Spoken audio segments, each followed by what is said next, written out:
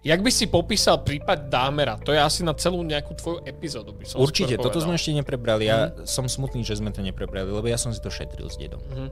My sme to chceli prebrať a chceli sme to možno aj tak zaujímavo prebrať, že chceli sme si aj pozrieť ten seriál, čo je o Ten je Dámerovi. ináč dobrý. Videl? Áno, nevidel som to. ho? Šetrili sme si to s dedom, ale žiaľ, nešlo to už.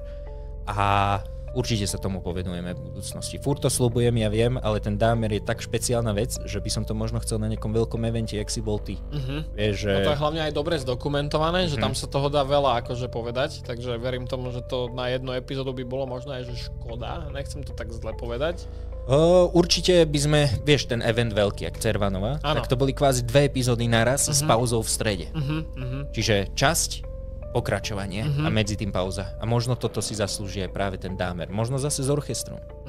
A ešte mám jednu takú víziu, že by som chcel tieňohru. Tieňohru? OK. Že by herci vlastne stvárňovali za nejakým plátnom práve tie scény. A myslím si, že to by malo veľký umelecký zážitok. Tak to